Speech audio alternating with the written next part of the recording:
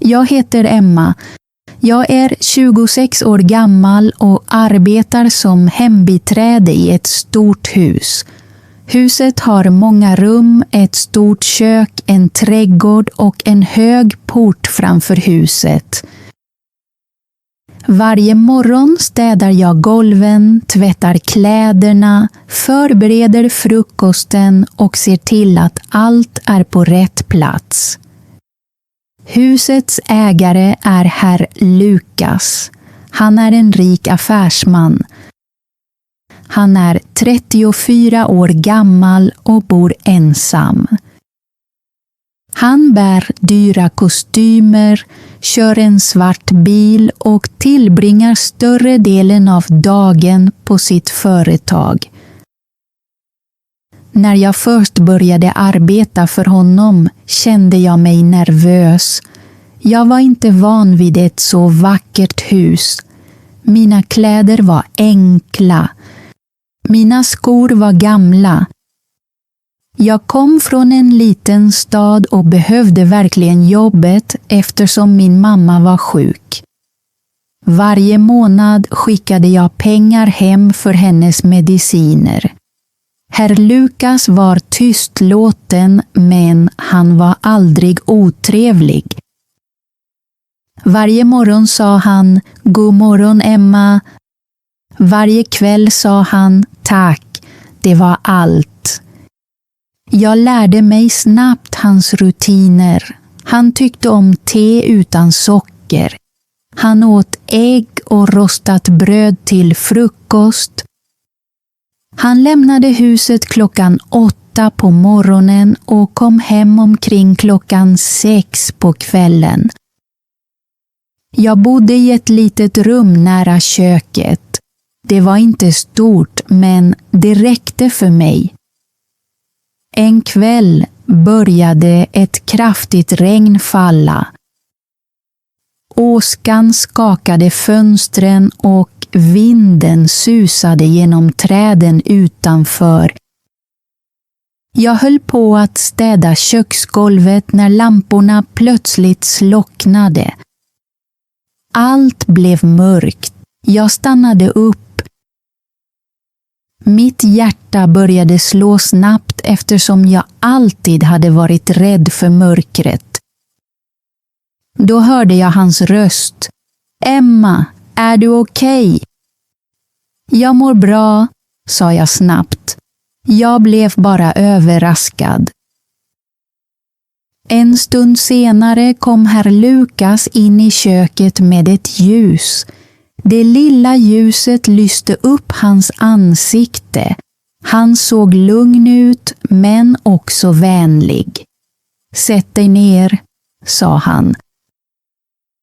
Jag tittade förvånat på honom. "Men sir, jag har fortfarande arbete kvar att göra." "Inte ikväll", sa han. "Du arbetar varje dag. Vila lite." Sedan gjorde han te själv. Jag visste inte vad jag skulle säga. Jag satt tyst vid bordet medan han ställde en varm kopp framför mig.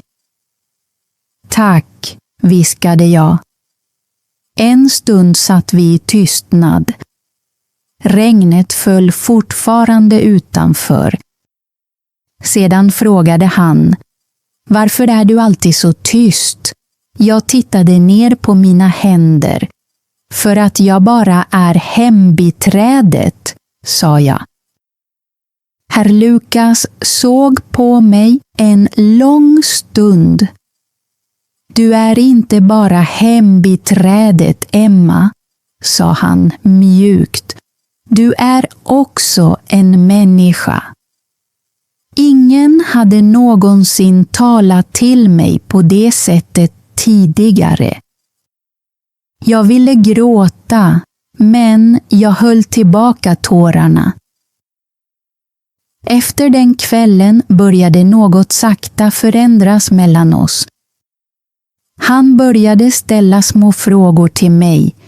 Var kom jag ifrån? Hade jag familj? Vad tyckte jag om att göra?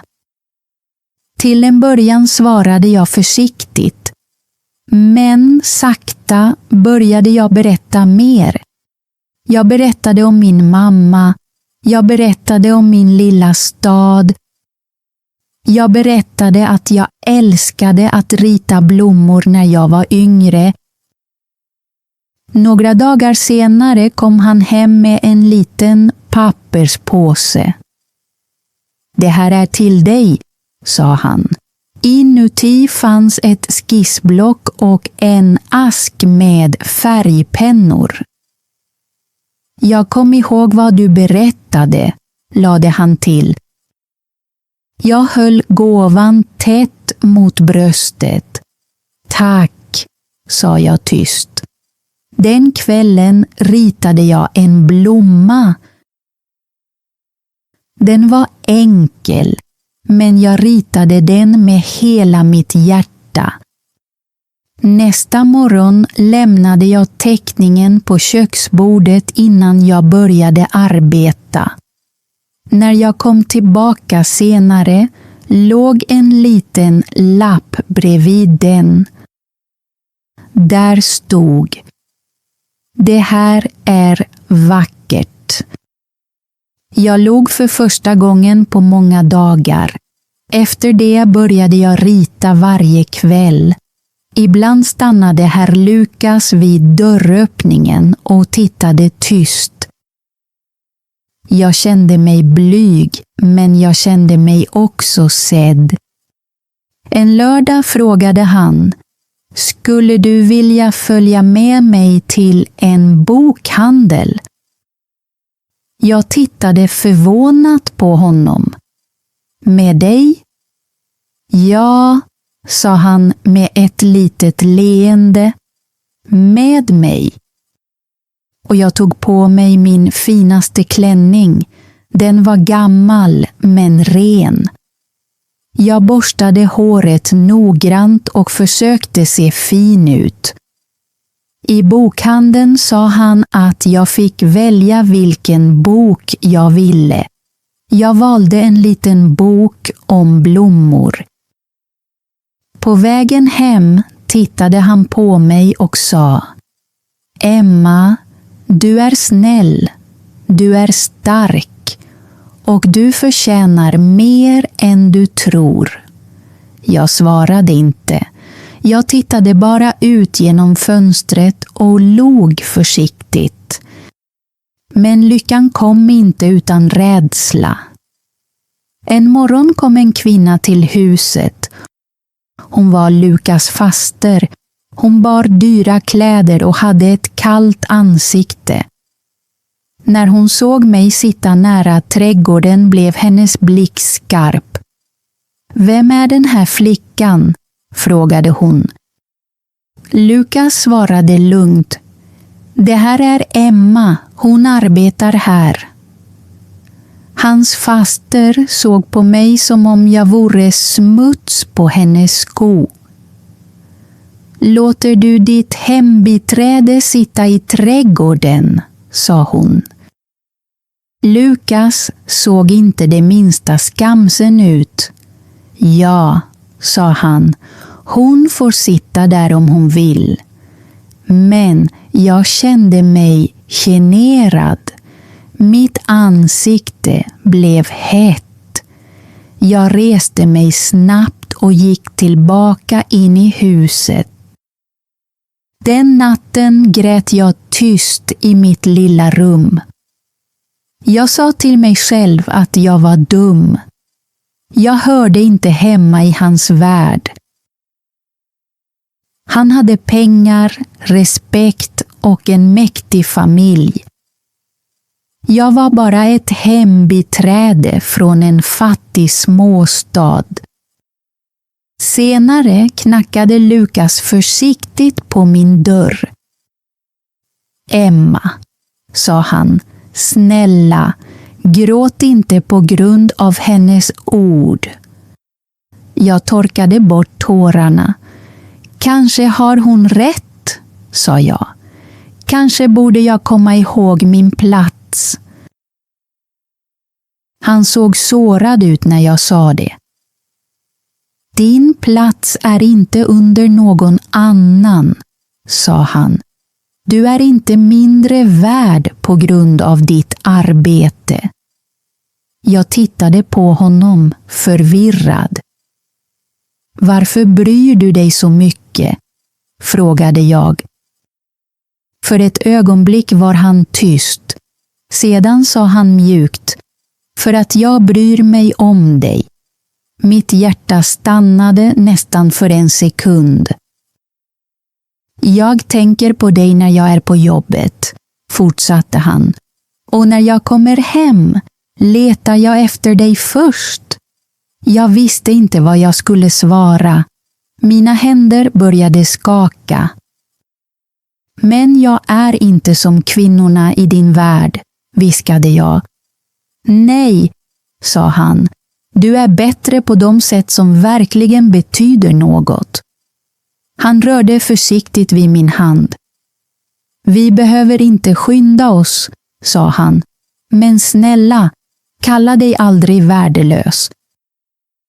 Den natten kunde jag inte sova. Hans ord stannade kvar i mitt huvud. Jag kände mig lycklig men också rädd. Kunde någon som han verkligen älska någon som mig? Under några dagar kändes allt vackert. Lukas log mer. Han drack te med mig på kvällarna. Han frågade om mina teckningar. Han köpte till och med ett par nya skor åt mig eftersom mina nästan var trasiga. Det kändes som om mitt liv långsamt blev varmare. Men djupt inom mig visste jag att människor inte skulle acceptera oss så lätt. Snart kom problemen. En måndagsmorgon medan Lukas var på jobbet ringde dörrklockan. Jag öppnade dörren och såg en kvinna i en röd klänning. Hon såg rik och stolt ut. Hennes läppstift var mörkt och hennes ögon kalla. Hon gick in utan att vänta på tillåtelse. Var är Lukas? Frågade hon. Han är inte hemma, sa jag. Hon såg sig omkring i huset och tittade sedan på mig. Jag heter Vanessa, sa hon. Jag var hans fästmö. Jag kände hur mitt hjärta drog ihop sig. Lukas hade aldrig berättat om henne. Vanessa log, men det var inte ett vänligt leende.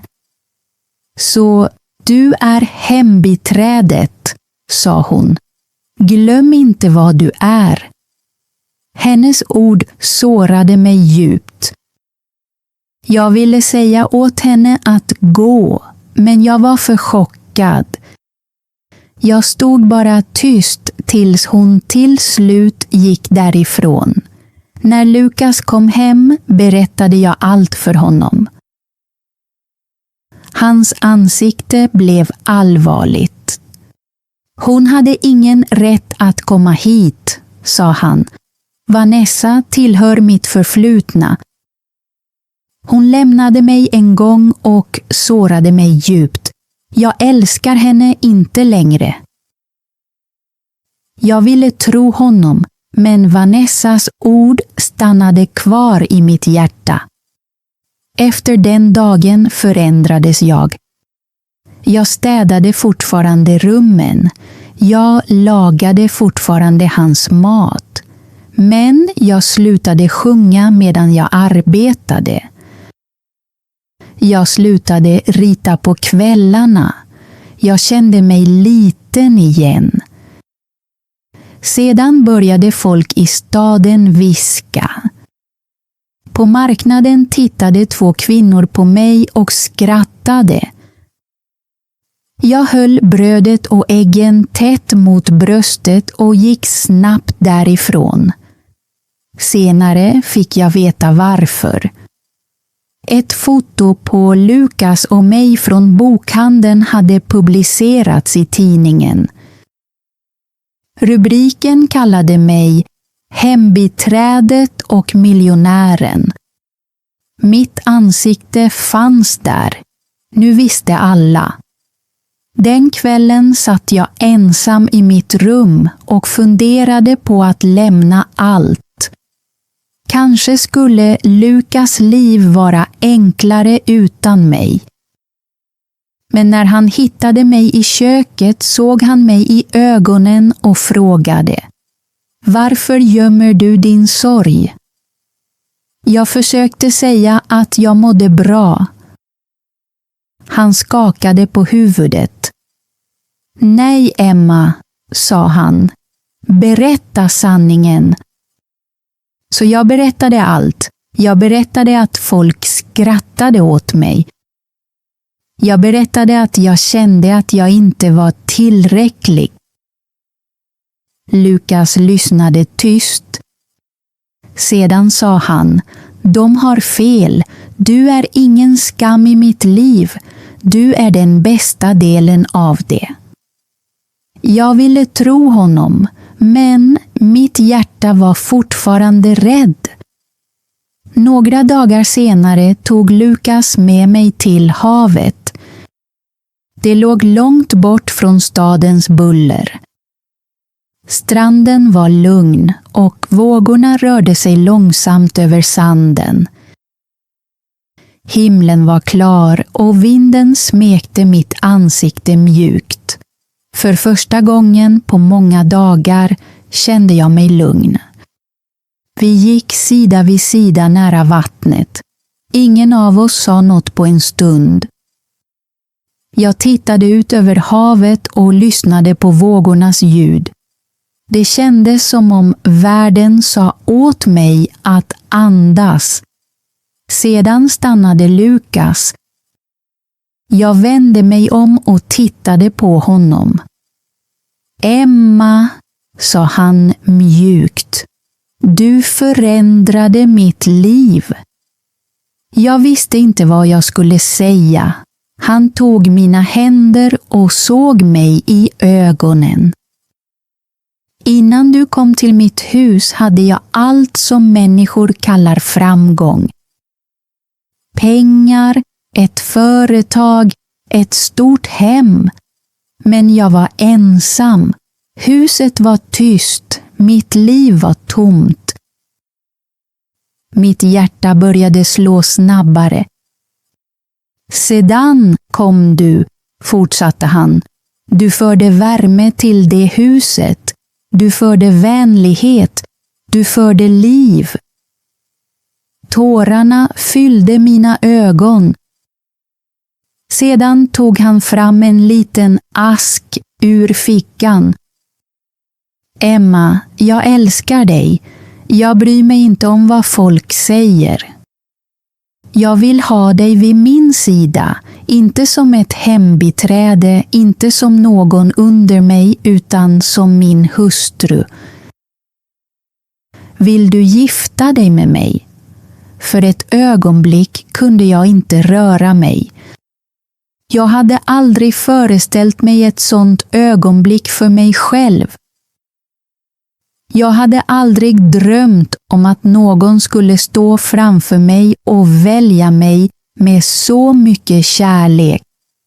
Min röst skakade när jag svarade. Ja, viskade jag. Ja, Lukas. Han log och jag började gråta. Jag var lycklig, men också rädd. För jag visste att kärlek var vacker, men att världen kunde vara grym. Efter den dagen började folk prata ännu mer. Lukas berättade för sin familj. Några vänner gratulerade oss, men hans faster blev arg. Hon sa att jag ville åt hans pengar. Hon sa att jag utnyttjade honom.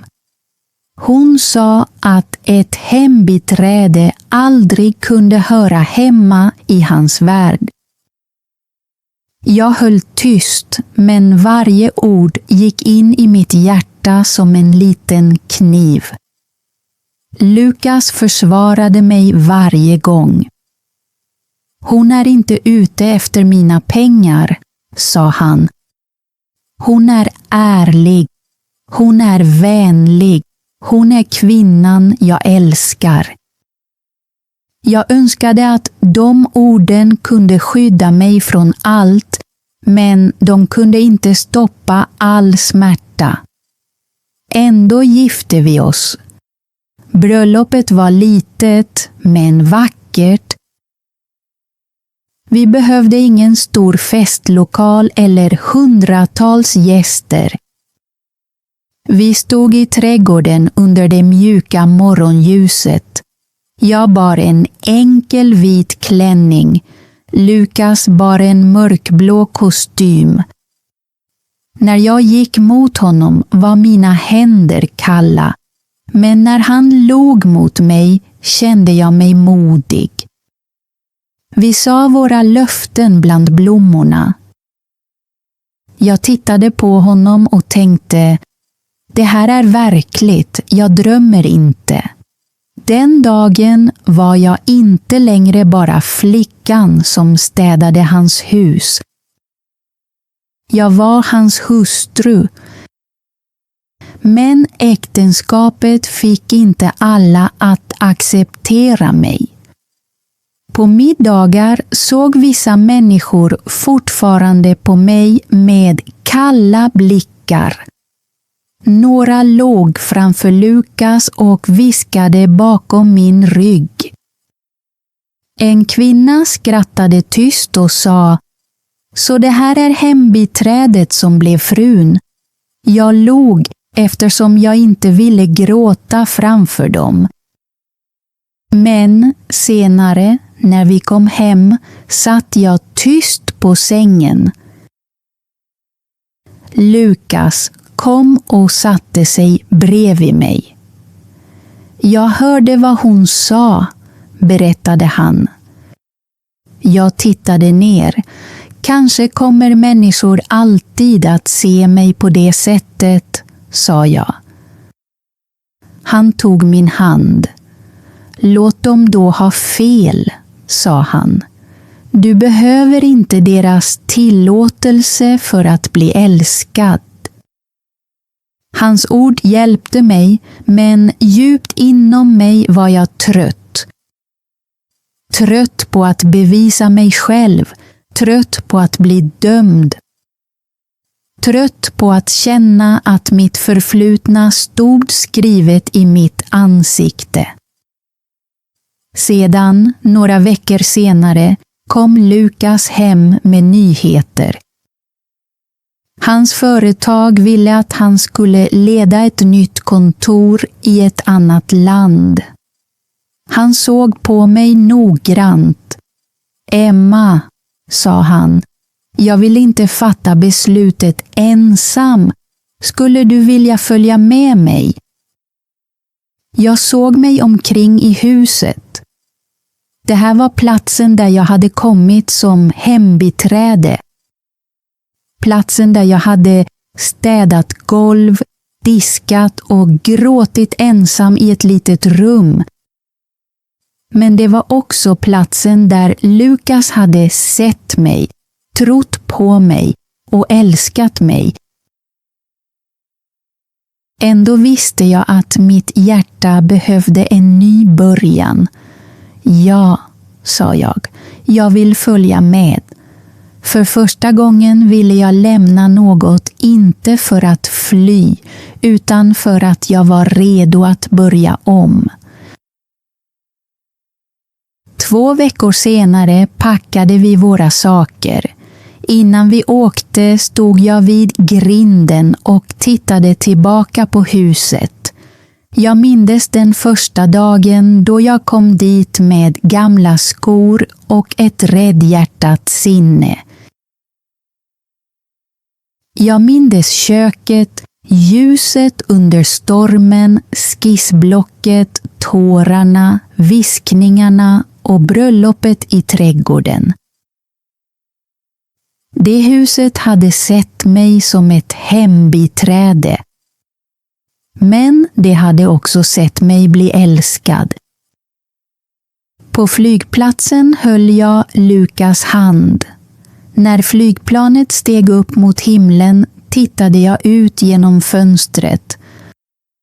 Molnen såg mjuka och oändliga ut. Jag visste inte hur vårt nya liv skulle bli. Men jag visste detta. Ingen i det nya landet kände till mitt förflutna. Ingen kände till de gamla berättelserna.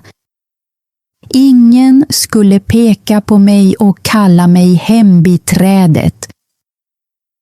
Jag kunde helt enkelt vara Emma, en kvinna, en hustru, en person med drömmar. Och medan jag höll Lukas hand ovanför molnen kände jag något som jag inte hade känt på länge. Jag kände mig fri. Vi hittade en liten lägenhet nära en lugn park. Den var inte stor, men den kändes fridfull. Väggarna var vita och fönstren stora. Från vårt sovrum kunde jag se ett träd utanför. Varje morgon såg jag löven röra sig i vinden medan jag gjorde te. Lukas började arbeta på sitt nya kontor. Han var upptagen, men han verkade lycklig.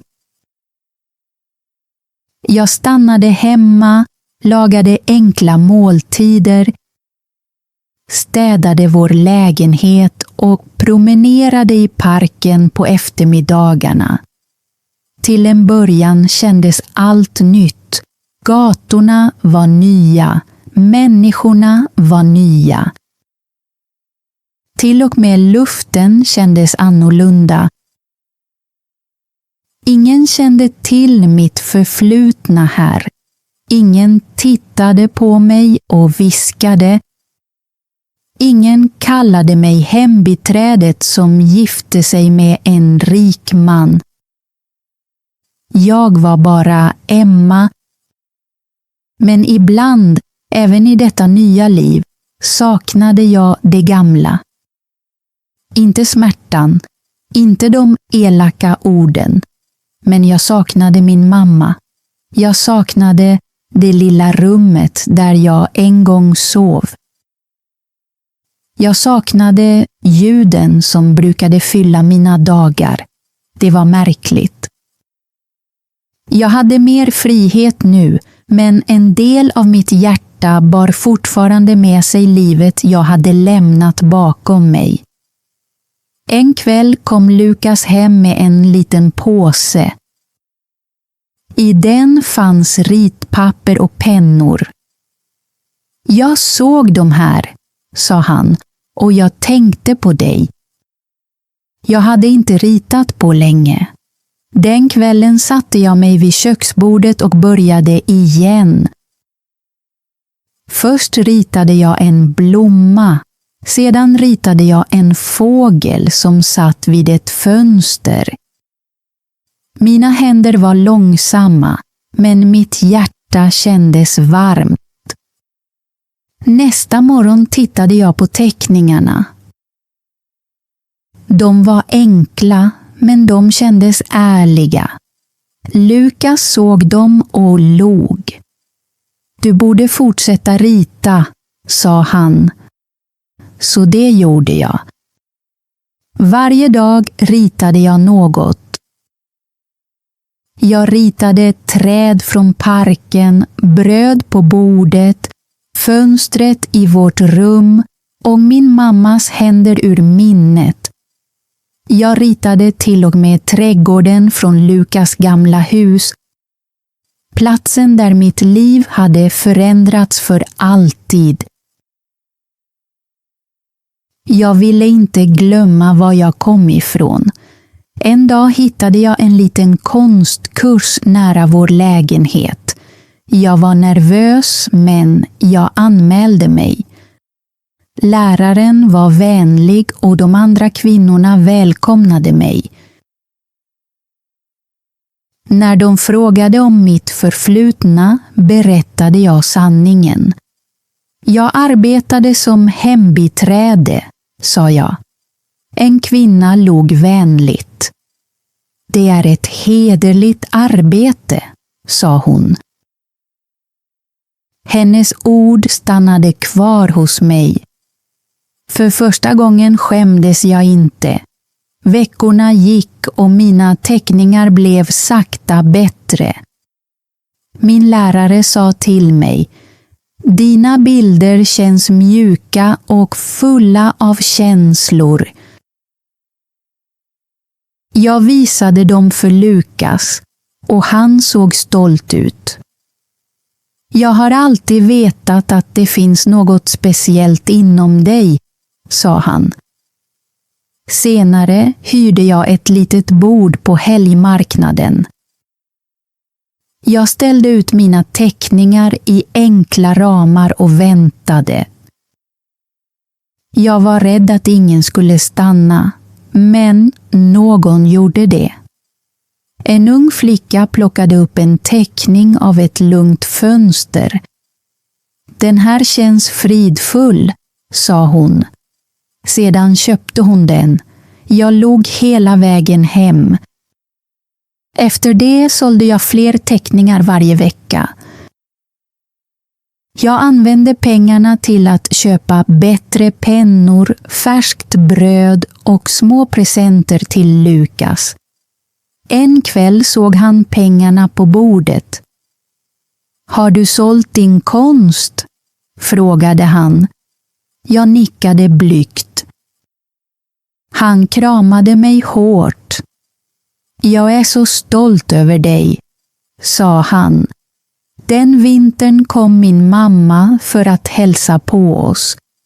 Det var första gången hon flög med flygplan. När jag såg henne på flygplatsen sprang jag rakt in i hennes famn. Hon rörde vid mitt ansikte och började gråta. Du ser lycklig ut, sa hon. Det är jag, svarade jag. Hemma visade jag henne mina teckningar, mitt lilla konstbord och parken nära vår lägenhet. Hon log med tårar i ögonen. Innan hon åkte hem höll hon mina händer och sa: Emma, du var aldrig bara ett hembiträde. Du var alltid mer än så. Nu ser du det äntligen själv också. Efter att hon hade åkt hem satte jag mig vid fönstret och tittade på trädet utanför. Jag tänkte på flickan jag en gång var. Den tysta flickan som städade golv. Den ensamma flickan som kände sig osynlig. Den rädda flickan som trodde att hon inte var tillräcklig. Hon var fortfarande en del av mig. Men nu gömde hon sig inte längre. Jag var en gång hans hembiträde. Sedan blev jag hans hustru. Men det viktigaste är detta. Jag blev mig själv. Tack för att du tittade på hela berättelsen. Jag hoppas att Emmas resa berörde ditt hjärta och samtidigt hjälpte dig att träna din svenska hörförståelse. När du lyssnar på enkla berättelser som denna lär du dig nya ord, förstår riktiga känslor och blir steg för steg mer bekväm med svenska. Nu har jag en liten övning till dig. Skriv en enkel svensk mening i kommentarerna med ordet kärlek. Till exempel, kärlek gör livet vackert. Detta hjälper dig att öva svenska och det hjälper också andra elever att läsa och lära sig av din mening. Om du vill förbättra din svenska med enkla och känslosamma berättelser, prenumerera gärna på Swedishy Tales.